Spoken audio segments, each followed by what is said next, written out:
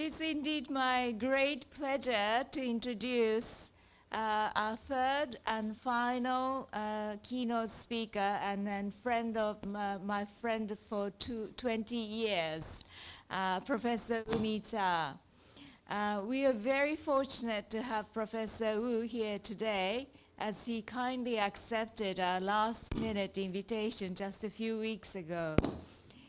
Professor Wu is currently the president of Academia Historica in Taiwan. And formerly, Professor Wu is a professor of Taiwan history at National Taiwan University, Taida, which is just next to this NTUST, opposite of that road. It is the oldest university in Taiwan, having been established as an imperial university during the Japanese colonial period.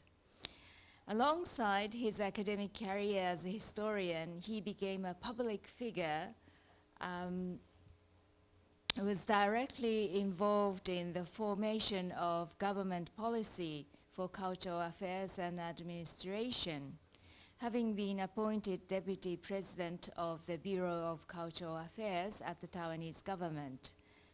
The first Director of National Museum of Taiwan History, and also Director of National Museum of Taiwan Literature. He is a pioneer and founding father in the creation of the academic field of Taiwan history, while the currently thriving area of Taiwan studies is very much down to his tremendous work.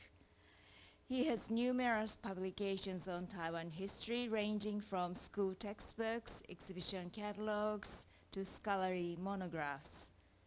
He's trained in Japan, and his main research interest lies in Japanese colonial policy in Taiwan and cultural and social history of Taiwan. He has published widely in Chinese, Japanese, and English, and the main works include studies in modern history of Taiwan and local culture within the empire, Taiwanese cultural phenomenon in the Kominka period. And his articles compiled in Taiwan, Remembering the Colonial History, Confronting Empire.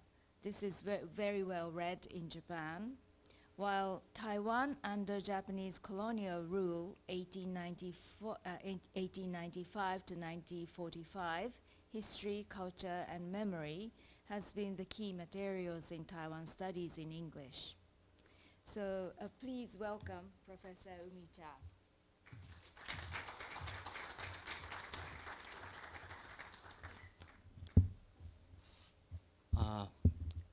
谢谢菊池小姐的介绍。 I thank Ms. Shusu for her introduction to me.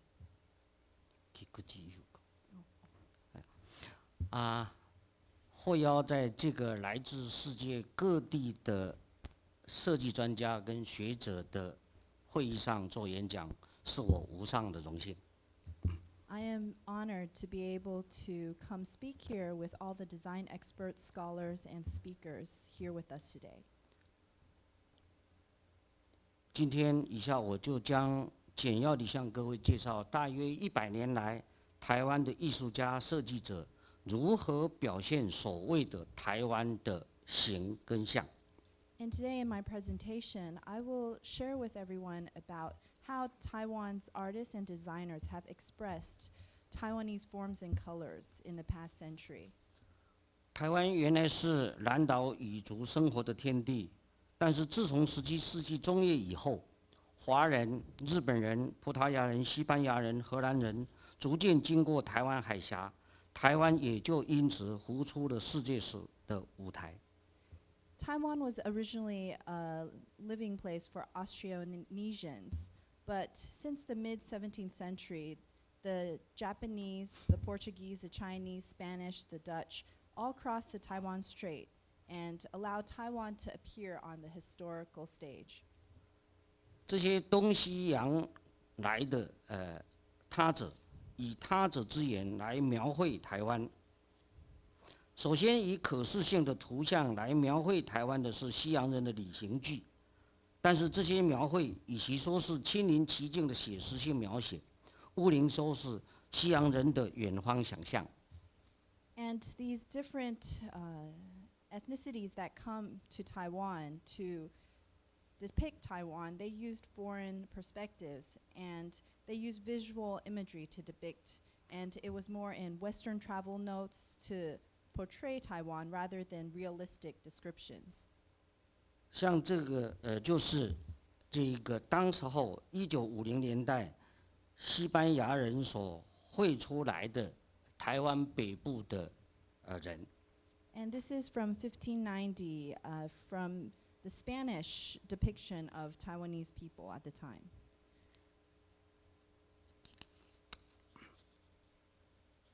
另外的这一页看到的是当时候17世纪初年的时候，来自荷兰的牧师的书里面所描绘的台湾人。And this is from the 17th century, a pastor from Holland's depiction of Taiwanese people at the time. 到了1683年，清帝国征服了台湾岛上的国姓爷家族的势力，将台湾纳入了版图。台湾成为清帝国隔着海峡的边陲，台湾海峡对岸的福建、广东人也就陆续的来到台湾，而形成了一个拓垦移民社会。And in 1683, the Qing Empire took over Taiwan, and they overcame the Zheng Chenggong family forces and incorporated Taiwan into their territory. And a lot of people from Fujian and Guangdong all came to Taiwan across the strait, and Taiwan became a reclamation colonial society. 这个时期，台湾的形象出现在跨海来台担任统治行政的清帝国官僚的手中。他们基于观风问俗的兴趣，笔记了台湾这个边陲殖民地的民俗风土和民族图像。And the Qing officials used note-taking as a way to observe the customs and the folk customs and images of Taiwan. 但是这些技术与描述，经常与清帝国对西南地区的诸多类似之处，因此也可以说是存在着儒教官僚的边疆观。But these descriptions and portrayals were often similar to their portrayals of other countries in the southwest region, and it was full of Confucian bureaucratic views of the borderlands. 我们可以看接下来的这两张图，这两张图，左边的是台湾，右边的是贵州，其实他们画出来的清朝官僚画出来的大致是一样的。So on the image in the PowerPoint, you see on the left, it's their depiction of Taiwanese people, and on the right is their depiction of Guizhou people, which are totally different, but because they had similar perspectives, they look kind of similar. 接下来我们这一章也可以看到是当时候的一个清帝国的官僚对台湾的描写。And this is also a depiction by a Qing dynasty official about Taiwan. 这些描写都跟本地色彩缤纷与形式独特的宗教领域的造型跟色彩，非常的不一样。台湾的这些色彩缤纷跟形式独特的宗教领域的造型跟色彩，却被儒教士大夫认为是庸俗不登大雅之堂，而且难以被关注的。And these images we can see are very different from the local colors and forms of Taiwan and the unique religious forms and colors, because at the time, the Qing officials considered them vulgar, low class, and they were often overlooked. 这就是我们在台湾到处可看得到的寺庙，还有接下来的我们也可以看到这些寺庙或者是宗教的这些图案。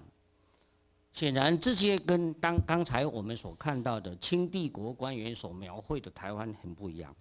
And as we can see, these are actually images from Taiwan's temples and customs, but they're very different from the depictions by the Qing dynasty officials at the time.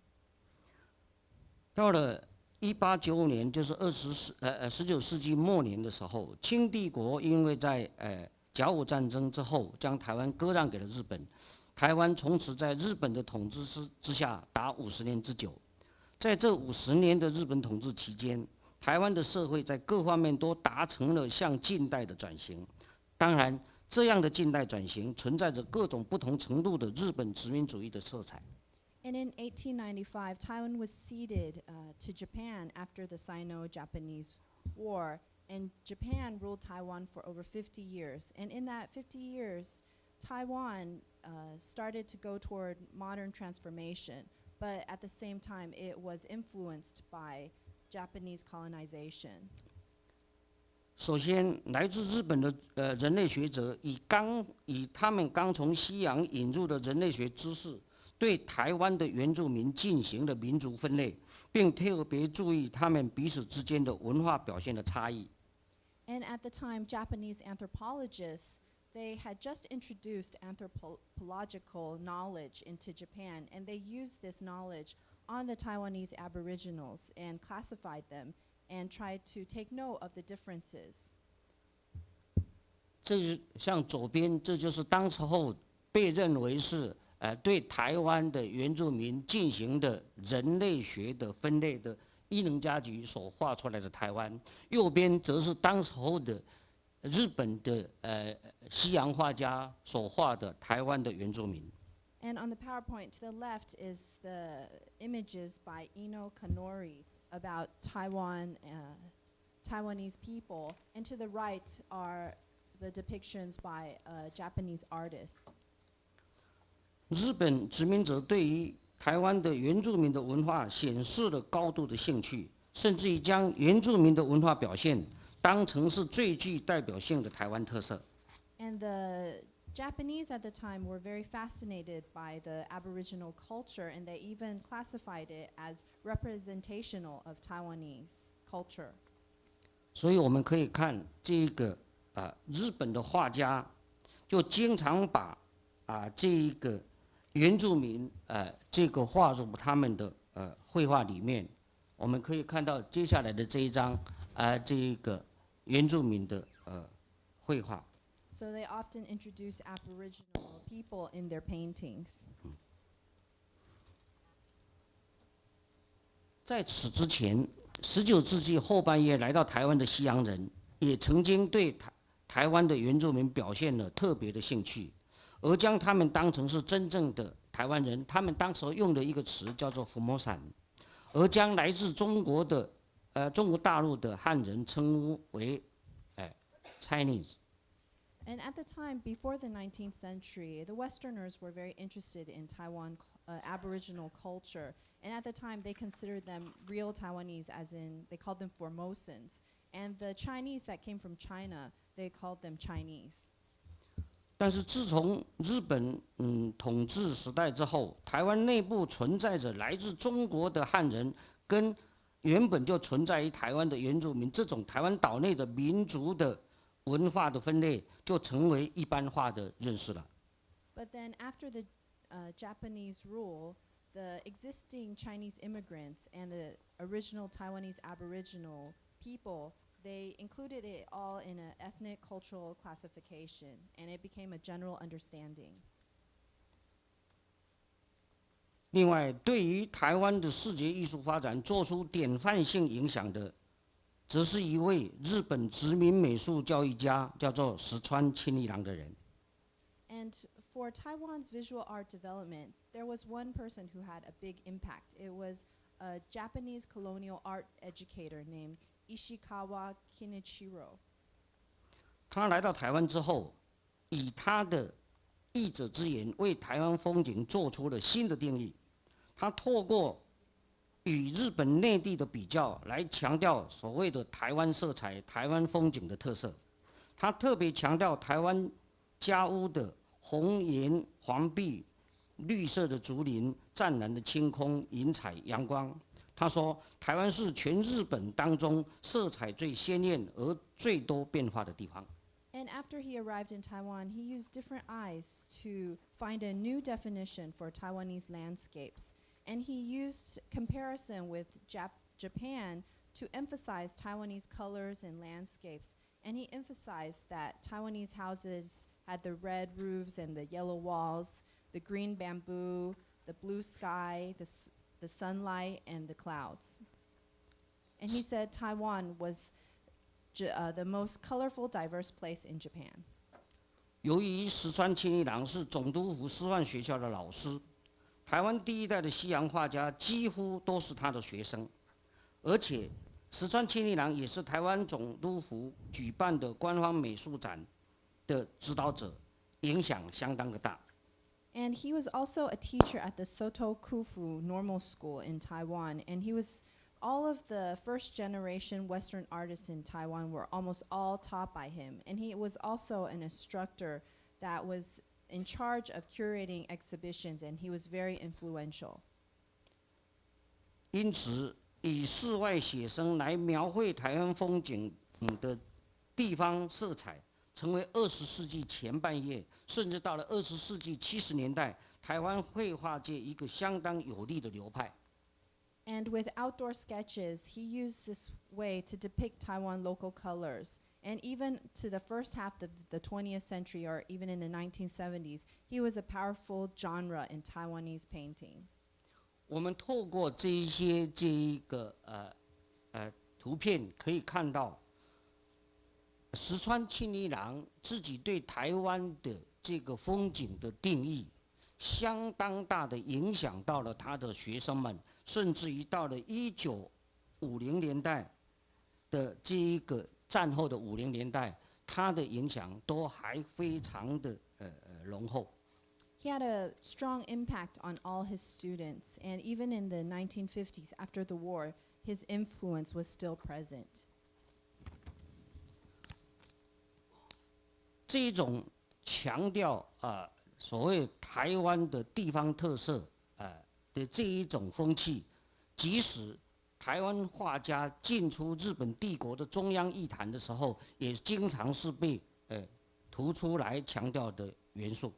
And this was still emphasized even when Taiwan entered the Japan's central art scene.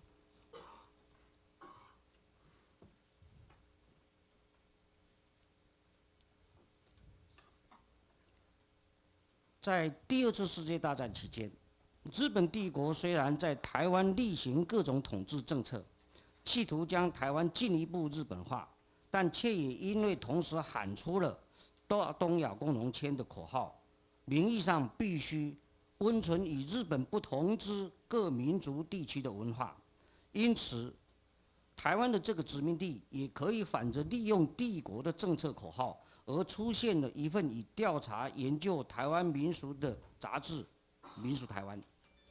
After the Second World War, although Japan had a lot of control policies in Taiwan and tried to further make Taiwan more like Japan, they also had a slogan that was Greater East Asia Co-Prosperity Sphere.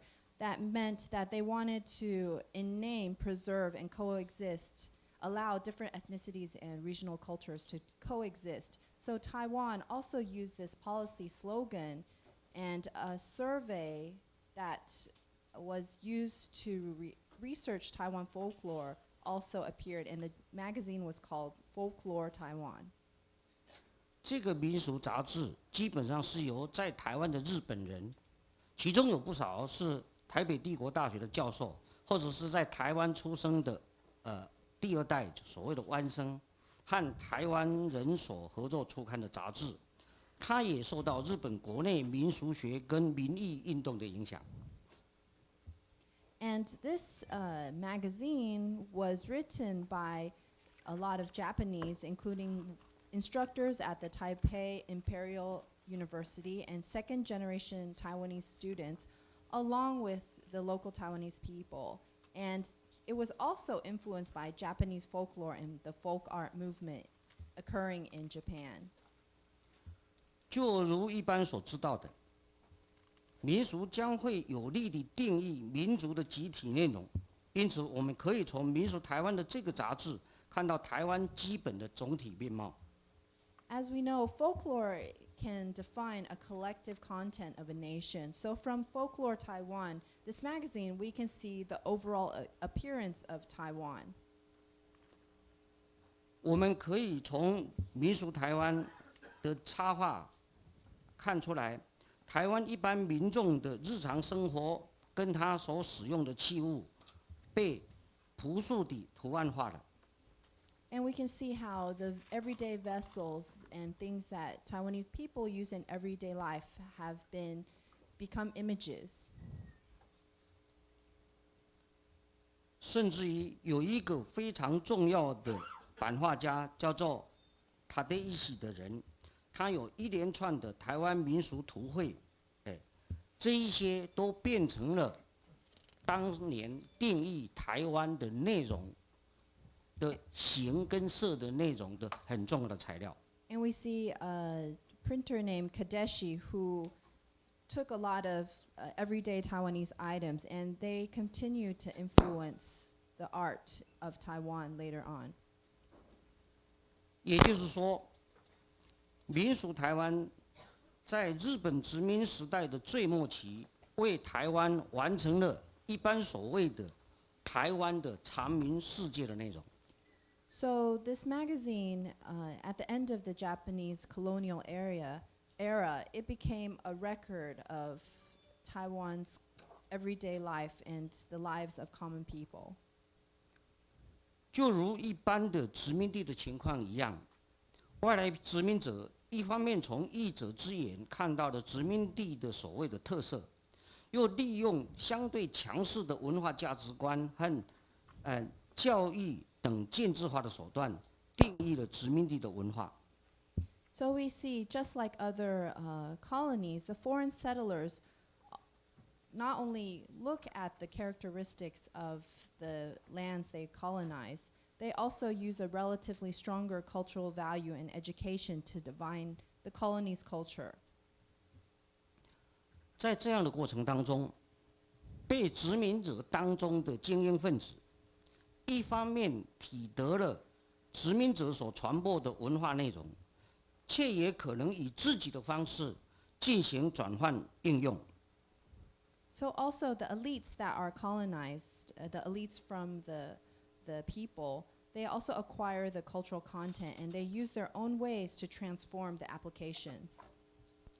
尤其在战后的大约1/4个世纪里，从石川清一郎所强调的写生风景画开其端，到民俗台湾所完成的所谓的台湾，被跨越殖民时代以战后最初1/4世纪的台湾艺术家作为重要的元素继承了下来，并加以转换。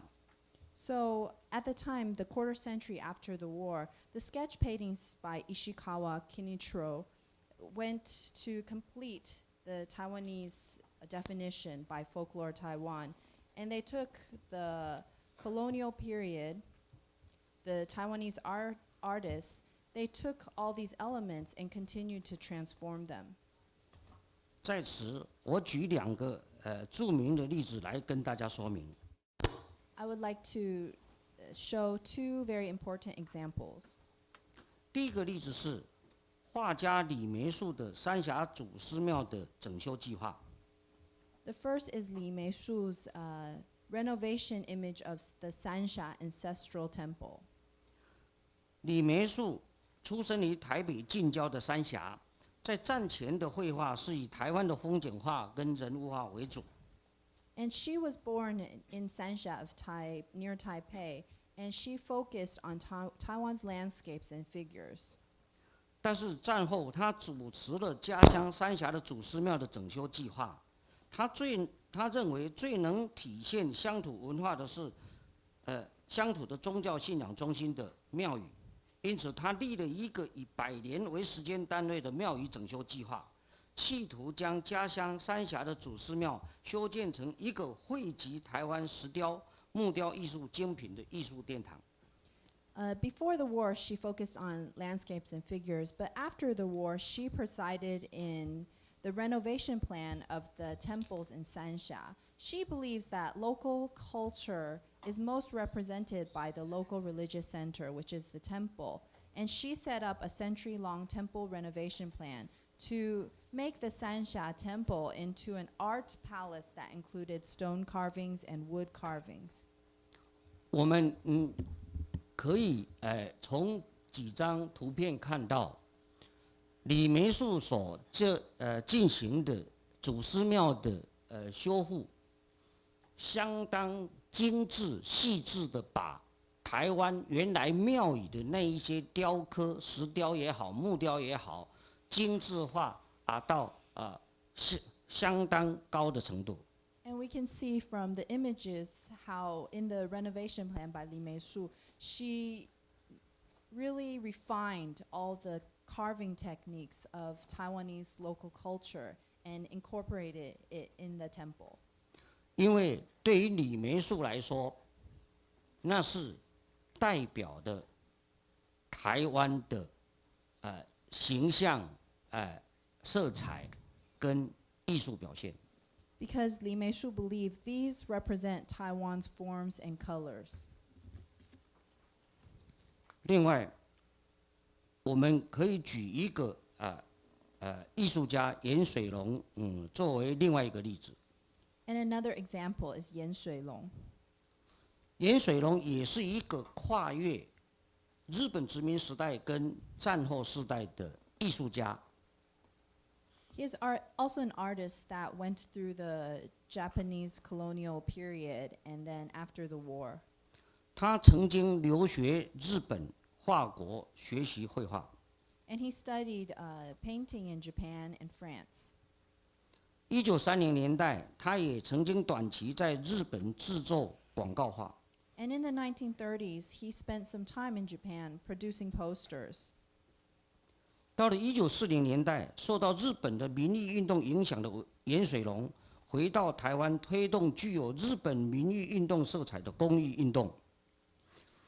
1970年代，更在当时候的政府的支持之下，设立的台湾手工业研究中心，推动工艺产业。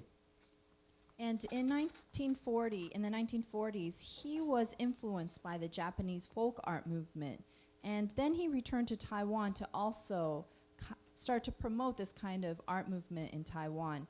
In the 1970s, with the support of the government, he established the Taiwan Handicraft Industry Research Center to promote the handicraft industry. 如果我们从严水龙的西洋画作品来看，它的内容经常出现的是台湾的原住民跟原住民当中造型最突出的兰屿的拼板舟。And if we look at his murals or his works, Aboriginal people, the theme often appears, and especially the Tatala canoes of the Aborigines appear a lot because he felt they were very characteristic. 对于严水龙先生来说，这个就是最具台湾特色的图案跟色彩。Because to Yan Shuilong, he felt these most represent the forms and colors of Taiwan. 如果我们看严水龙先生的民艺作品的话，就会看出来，严水龙认为竹子是台湾最具特色的材料，因此它的工艺产业的大部分重点是在制作竹制的家具，或者是一种叫做蔺草的材料的民艺品。And Yan Shuilong, he also believed that bamboo was one of the most characteristic materials from Taiwan.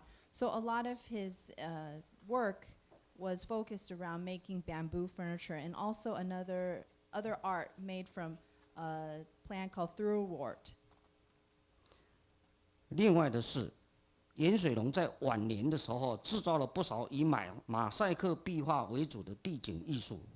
In his later years, he made a lot of mosaic artwork. 如果大家像刚才这样看下来，就会发现，台湾特色当中有一个经常出现的动物，就叫做牛。You'll see in a lot of Taiwanese art, what appears a lot is cows. 台湾的20世纪前半叶的台湾的艺术家，用各种不同的表现方式表现台湾的牛。In the first half of the 20th century, a lot of Taiwanese artists used different ways to express cows in Taiwan. 即使到现在， Even 台 now. 湾人也认为台湾人就像牛那样，牛就是台湾的形象台湾人努力拼命的工作，无怨无悔的工作，就像牛一样。 And a lot of people now, even now, they believe that Taiwanese are like cows because they work hard and they keep working and focusing on the goal. 一直介绍到这里，大概我们看出来了，在殖民地时代大致完成了台湾所谓的台湾，已经在这个殖民时代大致的形成，而这个大致的形成，相当长期的影响台湾的一般人跟台湾的画家。 And we see at this time Taiwan's form has already taken shape, and even now it continues to influence the people of Taiwan and the artists of Taiwan. 但是，1949年之后，有了一个比较大的转变，那就是随着国民党政权转进台湾，不少传统中国文人的水墨画画家也来到台湾，一时之间成为另外一个新的主流。 But a big change happened in 1949 when the KMT came to Taiwan, because a lot of traditional artists and painters of Chinese ink painting came to Taiwan, and they became a new mainstream. 大家可以看出来，这种传统的文人画、文人水墨画，与其说是写实的，不能说是写意的。 And this kind of traditional Chinese painting is not really realistic, and is more of an image. 当时台湾的社会相对封闭，与外面的接触不是很多，对于世界的新潮流不是很熟悉。但是新世代多少也透过类似美国新闻处这样的窗口接触到的西风，因此就有了一些企图在中国的传统文化的基础上加以改革的风潮。 At the time, Taiwan was relatively closed, and they didn't have a lot of contact with the outside world, and they weren't very familiar with global trends. But the new generation still had contact with the outside through American news, and a lot of them tried to incorporate a Western style based on Chinese culture and try to modernize it or transform it. 像这里所举的例子，就是60年代带领的所谓的水墨画近代化风潮的刘国松的作品。 And this is a painting by Liu Guosong, who tried to modernize traditional ink painting. 这已经跟刚才我们看到的那个纯粹写意的传统中国的文人画有所不同。 And it's a little different from the traditional Chinese ink painting that is more focused on imagery.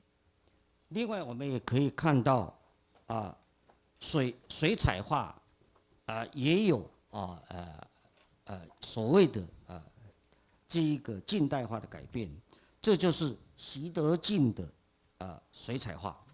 And we can see these are paintings by Xi Dejing, who incorporated watercolors also in his paintings. 习德进的主题也是台湾的风景、台湾的街景，但是如果我们来跟刚才看到的石川清一郎这个系列下来的台湾风景，就会发现习德进所画出来的台湾街景风景，干净得令人几乎难以呼吸，也就是令人屏息。 So as you can see, these are the paintings by Xi Dejing, and compared to the ones from former artists, his depictions of Taiwanese landscapes and streets are extraordinarily clean and breathtaking. 70年代，台湾在内政外交上都面对着新的危机。在内政上，长期执政的反共强人蒋介石过世了，与他相同世代的元老们也都到了垂暮之年，接班问题自然要提上政治的议程。But in the 70s, Taiwan faced a lot of crisis in terms of internal affairs and diplomacy because internally, the anti-communist Chiang Kai-shek passed away, and the elders of his time were also older. So the problem of the successor came onto the political agenda. 在外交上，因为冷战的缓和、美中的接近，国民党政权在国际上的空间受到了极大的挑战，因此必须在国内适度地进行本土化政策，增强它的统治的合法性。And diplomatically, the Cold War was starting to ease. So the KMT was challenged internationally in terms of their room. So domestically, they had to have localized reforms and strengthen their legitimacy. 这个时候，国民党政府在中央政府里成立了文化行政的专责部会，也就是所谓的文化建设委员会。对于艺术具有多方面兴趣的人类学者陈其禄教授出任首任的主任委员。And at the time, the KMT established a cultural administration in the central government called the Council for Cultural Affairs. And Professor Chen Qi-lu, who was very interested in art, was the first chairman. 于是，在洋风西化与儒教士大夫文化艺术趣味当代的大环境之下，另外以民间艺术文化的名义，让本土的庶民的艺术文化另有一个得以正面出场的空间。And with this environment of westernization and Confucian culture, there was another more local folk art culture that started to appear that allowed local arts and culture to have a more positive space to appear. 在中文的语境当中，民间艺术这种提法的民间，具有与官方的、正统的、宫廷的、贵族的、中央的、高级的相对，具有鄙俗的地方的低级的意思。But at the time, folk art, this term, folk in the Chinese language is opposite from things that are official, orthodox, the court, nobility, and high end, and had a more connotation of being vulgar, local, and low end. 但是，就像民间艺术的英文也可以说成是 folk arts 一样，它一方面使得在1940年代就已经大致完成的所谓的台湾再度受到重视，而且，只要持续下去，由于它具有的庶民性，迟早也一定会有后来居上蔚为大众的可能性。But this folk art, because it started to gain more attention after the 1940s, so if it continued to pursue this direction, it also could catch up to become something more elevated. 就在这样的脉络之下，民间素人画家洪通带给了台湾社会极大的冲击。And in such a context, the folk artist Hong Tong brought a big impact to Taiwanese society. 洪通被台湾社会发现的时代，就大概是我读书的大学时代。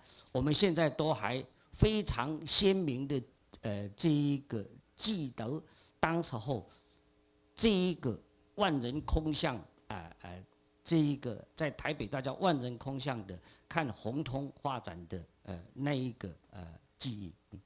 When he started to rise, it was during the time where I was studying in college, and I still remember the impact that I felt when I went to see his exhibition at the time. 洪通是个没有受过教育，却从小生活在庙宇附近的穷苦的乡下人。他将日常到处触目可及的庙宇宗教的图形色彩，毫不造作的直接如实的画在各种载体上。却对当时候的台湾人有很大的魄力。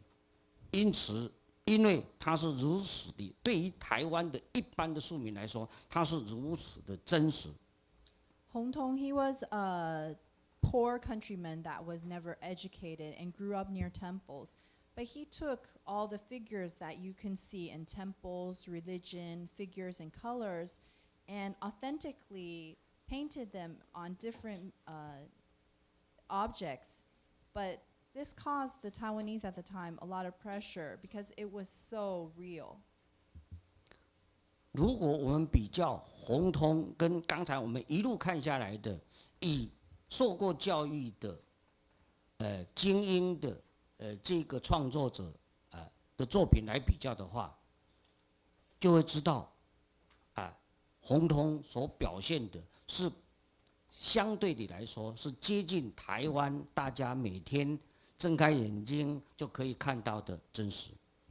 When you compare Hong Tong to the artists from before that have been properly educated, you can see how Hong Tong's expressions are more closer to what Taiwanese see in their everyday life. 跟红通被发现大概相同的时期，在台湾的音乐界也有另外一个大的事件，那就是一个恒春半乡下的一个民谣的歌唱者，叫做陈达，也被发现了，他也被台北的这些当时候的文化青年奉为这一个偶像。And at the time in the music scene in Taiwan, also from the country, was a singer named Chen Da, who in the Taipei cultural scene was viewed as an idol. 在我们当时候，我们把像红通、像陈达这一种当成是所谓的来自乡土的真实的声音跟真实的图像。And we considered at the time artists like Hong Tong and singers like Chen Da to be truly from the country and true representations of Taiwan. 这一种这一个70年代启动的这一个所谓的乡土运动，到了80、90年代出现了一个非常激进的叛逆的时代。And this kind of limited localization of and democratization in the 1970s became very explosive in the 20s. 就像有限度的民意代表机关的定期选举这一种民主化，最后挑战了国民党的党国体制一样，艺术家的矛头也在这个时候指向了向来高不可攀、高高在上的党国体制跟道德教条。So the 20 years after the 1970s, just like how we allowed a periodic re-election of public representatives and how the party-state system was challenged, artists also started to challenge the KMT that was originally high up and untouchable. 就像这一章一样，台湾的政治的最高权威的象征总统府，被艺术家拿来正面的挑战。Just like the presidential building is one of the highest authorities in Taiwan, but the artists challenged it publicly and openly through these images. 梅丁演的这个作品，直接挑战台湾的最高权力机关总统府和长期以来的以军事主义为主的整个的国家政策。And the painting by Mei Ding-yen was also a challenge of Taiwan's highest authority and their long-term military force. 接下来我们可以举吴天章的作品来看，原来那种高不可攀的、不可质疑的国家领导者，也被拿来当题材，直接的挑战。And also topics like the national leaders that could not be challenged before, you can see in the works of Wu Tianzang, they can directly challenge them now. 其次，我们看到了把这一个直接的暴力表现在图像上的杨茂林。 And we can see how Yang Maoling directly shows the violence in his images.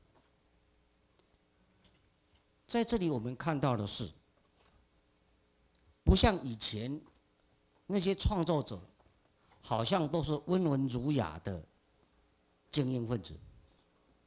Like before, we saw the creators and the artists, they seem to all be very gentle scholars. 其次，台湾的历史，包括被殖民的历史，也成为画家的重要题材。 But Taiwan's history later on became important topics for these Taiwanese artists. 譬如杨茂林的这个作品，一边是荷兰东印度公司最后的一任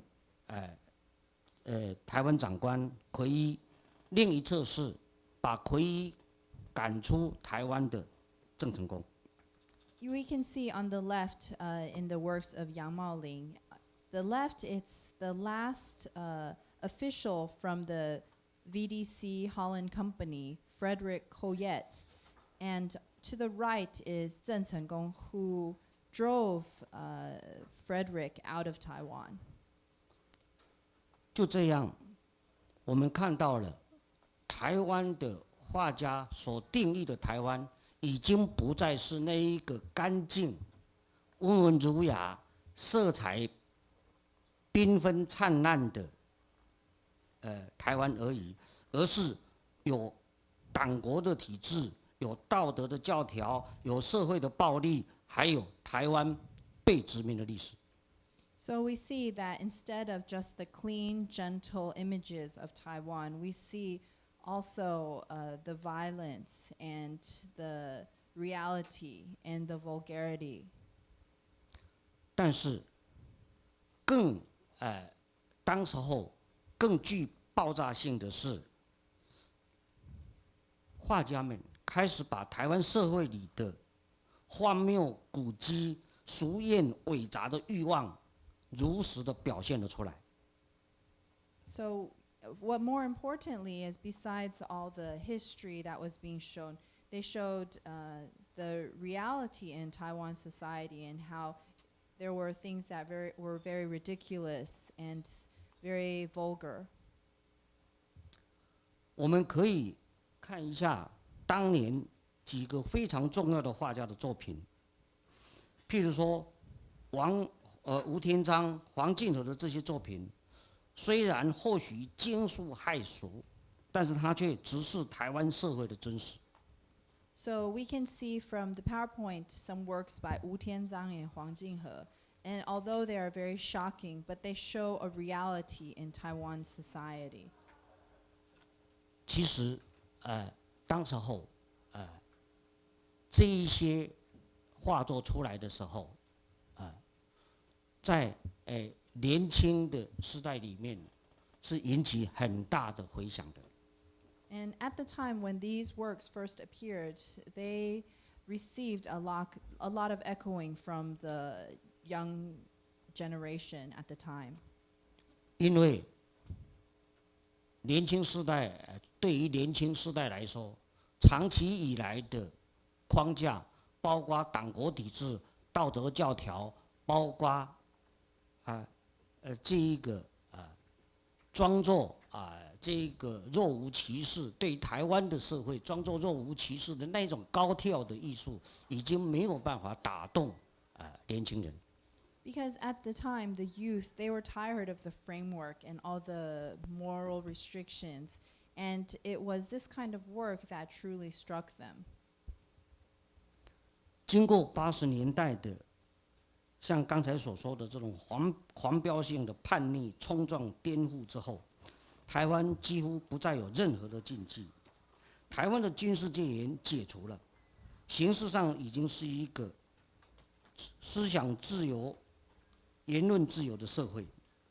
接着，长期执政被认为强固、不可破的国民党政权，也被80年代晚期才成立的民进党轮替了。So after the crazy rebellious stage in the 1980s and 90s, there seemed to be no more taboos in Taiwan society. And the military martial law was lifted, and Taiwan was already was becoming a society with free thought and free speech. And at that time, the KMT regime was overthrown by, or replaced by the DPP party in the 1980s.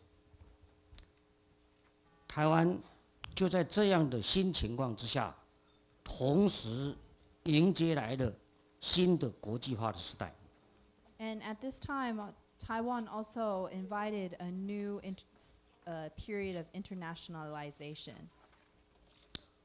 还记得1990年的时候，几个台湾的在美国成长的年轻小孩，回到台湾，把美国的流行音乐带回来，就是有一个团体叫做 L Boys， 他的回来对台湾以后的流行文化，包括音乐，都做出了非常重大的影响。So at the time, there was a group that came back from the U.S. and they brought American music to Taiwan and American style. 他们翻转了，整个颠覆了原来台湾社会里的那一种价值观。台湾原来的价值观，一方面受到这一种殖民主义的影响，是认为英文好像更高级，再接下来就是中文，也比较高级，但最下级的叫做台湾话。结果呢，这几个小孩从美国回来的台湾人的第2代的小孩，一开始的时候讲的是英文，再接下来他不会讲中文，他只会讲台语。这是对当时候的原来已经习惯刚才说的那一种文化的所谓的高低价值观的那一个已经习惯的那一个印象的非常大的反转，因为原来这样的年轻人是同时讲英文跟同时讲台湾话，但是是不会讲中文的。And this group called the LA Boys really overturned the values at the time, because in the past in Taiwan they were used to the idea that English was the top, and then Mandarin, and then Taiwanese was considered more low class. But this group, which were a second generation Taiwanese from America, they shocked them when they could speak English and then they couldn't speak Mandarin and could only speak Taiwanese. And it really overturned the values of the youth at the time. 所以从那个时候开始，台湾出现了一种所谓的台客文化。So at the time, there started to appear a culture called Taike culture. 以前台是被认为叫做不上道的、不高级的、粗鄙的，但是现在这些人非常自信的站得挺挺的跟我们说：“我就是台。” Before, when people were described as being Thai, it showed that they were low class or not up to par. But after this cultural transformation, people would proudly say that they were Taike, and it was a very confident display, and they would be confident when they say, "Oh, yes, that's how I am." 这种自信地面对自己的平凡庸俗的台客，可以很自然地呈现自己并不是那么伟大，但是却是平凡而欢乐。And they could confidently say that they were Taike, and it was a natural display of their mediocrity and a joyful image of them just being normal and their everyday selves. 大家可以看，这一些这一个影像就可以看出来，这些跟我们在台湾的街头巷尾所看到的是相当接近的。我们已经可以非常自信的面对我们这些真实。So we can see from these images, they're all images of just everyday Taiwanese people. And we can now say that we can confidently accept these images and be proud of them. 甚至于我们还可以看到所谓的电音三太子。And we can also even see the electronic techno gods. 电音三太子还经常出国到处去说，这就是我们台湾。And they even travel overseas to tell everyone, yes, this is Taiwan. 台客里面的电音三太子由节奏简单的电子音乐，台湾庙宇活动中经常出现的阵头公仔，简单反复的舞步所构成，什么都显得那么夸张，但什么都是那么样的欢乐自然。And these gods, they use simple electronic music to repeat the same movement. And although it's very bright and colorful, it also shows a joy of being Taiwanese. 我忘了应该放一段这一个电音三太子的这个音乐跟舞步让人家看，所以大家现在只能看到静态的。现在这一种简单的平凡的音乐跟这个图像造型被认为是台湾的代表。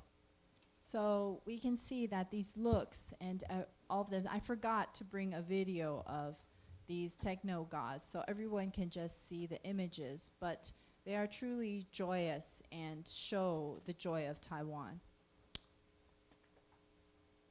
这样大致的简要的把将近1个世纪以来台湾的创作者，台湾的一般的民众怎么样从外面的人的眼睛来定义台湾，到最后自己的社会里面自己发展出来，我们就是什么？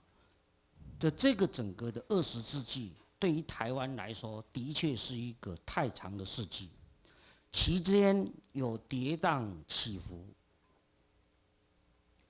真的，这是一个还跌宕起伏，还相当戏剧性的一个世纪。So we can see that the history from this past century in Taiwan art, that it went from an outside perspective to an inward perspective. And for the 20th century, for Taiwan, it has been a long period with ups and downs, and it seems to have reached a conclusion. 最近因为我这一个出国的关系，所以在我们的国际机场发现了一个艺术家的创作，我终于看到了，原来台湾的艺术家在所谓的这一个国际有人来来去去的这个国际候机室里面，怎么样的展现台湾。And when I traveled overseas, I saw the works of the artists, Taiwanese artists in the airport, so that the travelers coming to and fro can see Taiwanese images and Taiwanese art through the works of these artists.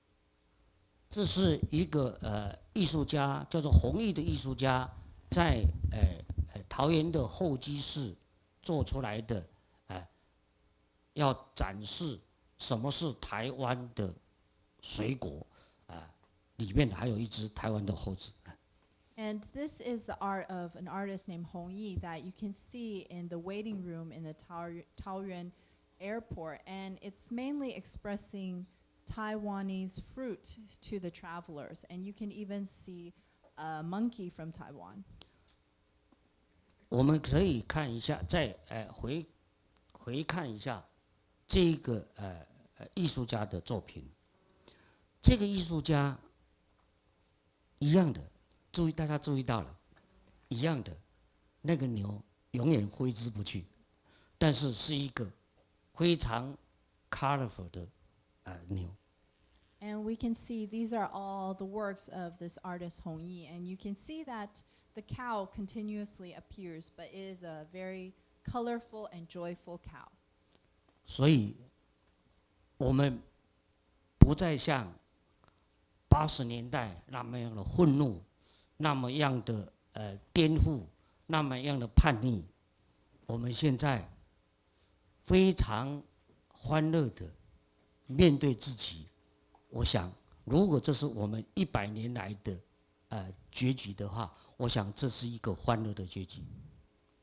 And we are unlike the angry or rebellious artists of the 80s. And now the artists seem to have a joy. So if we have reached a conclusion, I think that this conclusion is one of joy. 希望我今天的这样的简单的介绍，可以让世界各地来自世界各地的专家学者对台湾100年来的大致的情况有一点了解。我今天的这个演讲就到这里结束，谢谢大家。And I hope this simple introduction can show all our visitors here about the progress of Taiwanese art and that you can have an understanding. So thank you.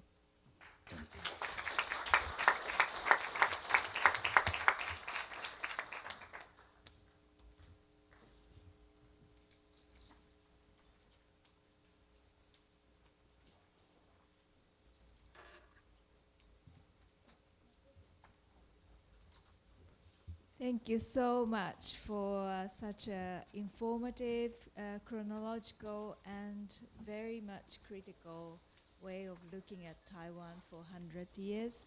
I think this is very, very useful for the audience who's first time visiting Taiwan and didn't know anything about Taiwan's history. This is really, really great way to understand Taiwan visually, and also this historical, political context. He talked about from Japanese colonial period, how Japanese looked at Taiwan and represented visually Taiwan from anthropological and folkloric and artistic perspective, and then how these made some kind of creation of Taiwan consciousness. And this is about the colonial modernity. That's the issues of colonial modernity within East Asia. We talk a lot about the colonial modernity, West versus East, or West center versus the Eastern colonized, but this is a more complicated subject, and this is a very much of an interesting subject for transnational approach. Similarly, this Orientalism has been already quite much exhausted subject, but this is about Japanese Orientalism, and as is inter-East Asian cultural relations. So this is another interesting way to look at Taiwan. He showed a lot of artists, very important artists from the Japanese colonial time to the contemporary period. the contemporary artists Yang Maolin and Wu Tianchan, probably you know very well because they represented in a Venice Biennale. And also the probably for design historians, most important person is Yan Shuilong. He was born and trained and grew up as a Japanese during the colonial period as the name Gansui Ryu. And then he became Yan Shuilong after colonial period. And then he's got a very mature multiple perspective because he was born in Taiwan as a Japanese, but trained in Japan and Japanese art academy, but he went to Paris, and so his view is extremely transnational, and but his spirit and then his mind is set is in Taiwan. So very important artist. He also also regarded as a father of Taiwanese design. So there's I just have to flag that there was a very big retrospective exhibition held about 3 years ago, TFAM's, Yan Shuilong's exhibition. That was curated and organized by an art historian, very authoritative art historian in this country, Yan Chuan-in. And there's a great catalog, bilingual catalog, published by TFAM, Taiwan City Museum of Fine Arts. So I really recommend you to have a look at that, to Yan Shuilong's work, and also how he viewed Taiwan and from very transnational and multiple perspective. But anyway, this is too much from me, and then we can have about 10 minutes of question and answer. I'm sure you have got lots of questions. Who is going to be the first?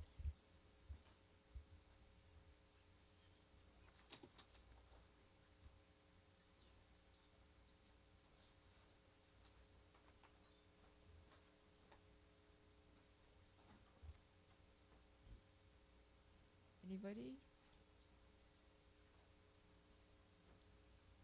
Perfect. Right. Okay, thank you, Professor. It's really informative, as Yuko expressed. I learned a lot, actually. 400 years of history with all different kinds of artworks, very, very impressive. But I would like to know how you compare this development. Well, how do you think about this pattern of development in relation to the development in other countries in West? Is there any comparative analysis of this work, especially the recent ones?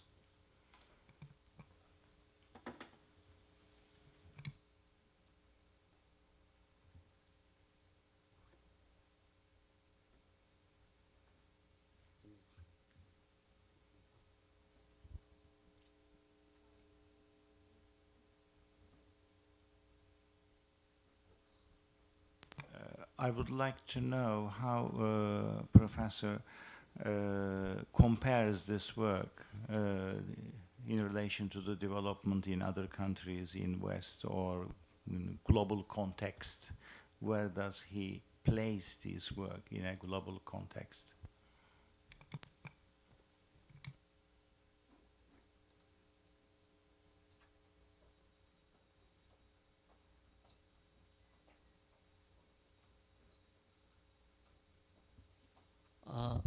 这个我对于这个其他地区的理解不是很多，但是我想，受到殖民主义的影响的大概会是类似的，有类似的现象。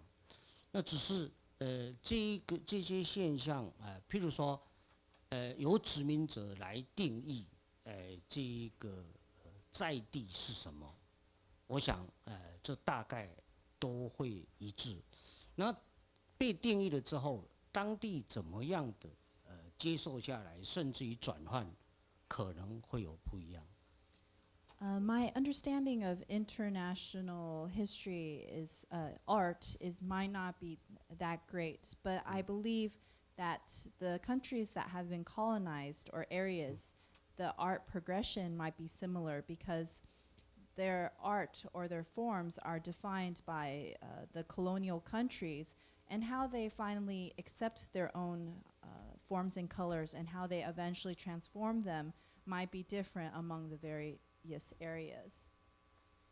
另外，如果用台湾的例子来说的话，台湾是碰到的连续几波的外来者的定义。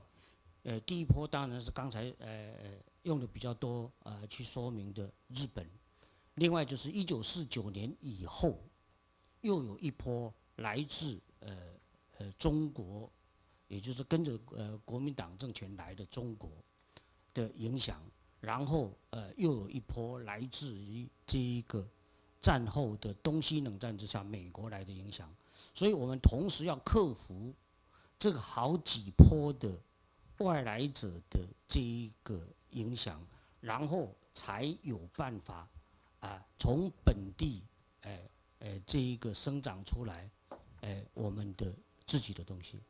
But I can use Taiwan as an example. Taiwan experienced a lot of different impacts from different cultures, from Japan, as I mentioned before, and in 1949, the influence from China, and then after the war, there was also impact from America. So how Taiwanese focused on their local characteristics and later developed was of note. 也就是说，台湾的这一个脱殖民，其实不是像一般的地方说，那就是1945年，因为日本殖民统治的结束，所以我们就有一个本地的脱殖民。我们1945年之后的所谓的脱殖民，其实是在中国当时候中国的来的这一个国民党政权的这个框架里面进行的，然后才又到了1980年代，才再一度的去这个挑战国民党所做出来的这一套新的文化霸权。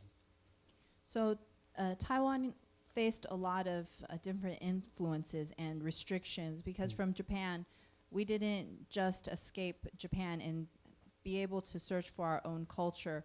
We were influenced by mainland China, and then it wasn't until the 1980s that we were able to also to break free from that and to look upon and introspect about our own culture and art. 所以我只能这个说明台湾的状况，但是我很难，因为我对其他地区不是很了解，所以我很难具体的去做这种跟其他地区的比较。And I have a understanding of Taiwan's art progression, but I have not so much knowledge about other areas, so I can't really offer a very constructive comparison.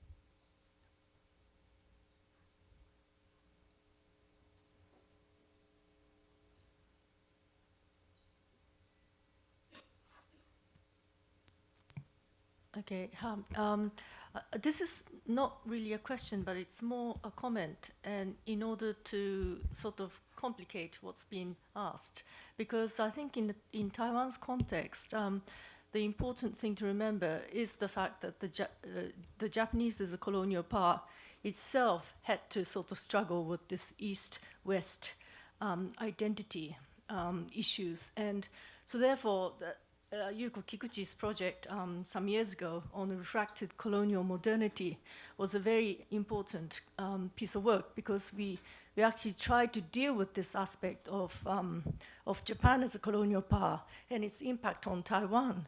But in fact, that impact was much more kind of complicated than the sheer fact of another Oriental power, colonizing a territory in the East, because Japan has this you know, this kind of hybridity as a colonial power, as well as the fact that it very much also practices kind of Western methods of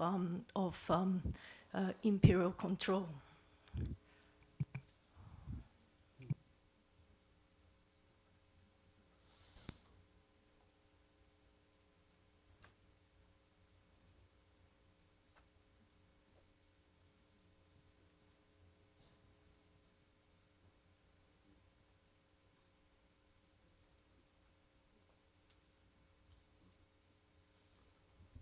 这个没错，这个日本作为一个比较后发的殖民者，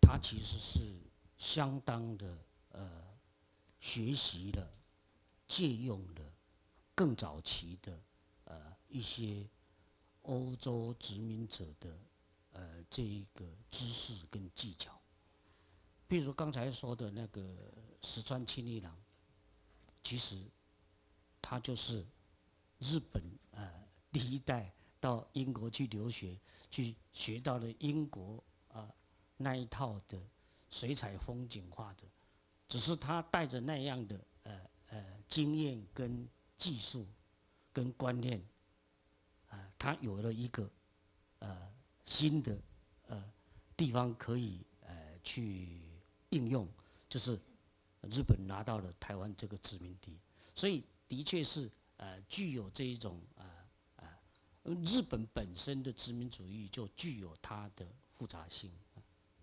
Yes, as you to reply, indeed, because Japan, as a later on rising colonial country, they learned a lot of knowledge from Europe and techniques about colonizing. And even as I mentioned in my talk, the Ishikawa Kenichiro, he was trained in England and he learned the painting techniques there, and he had Taiwan as a new area to apply these techniques. And so Japan, as a colonizing country, has its complicated factors.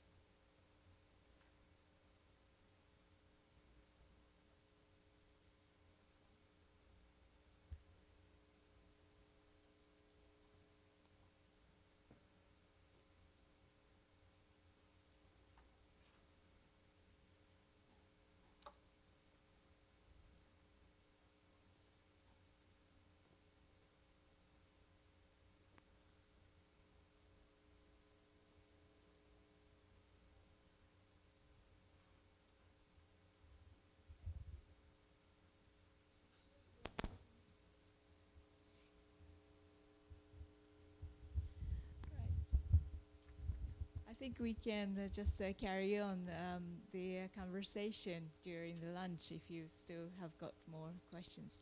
Anyway, thank you very much for this great keynote speech. Thank you.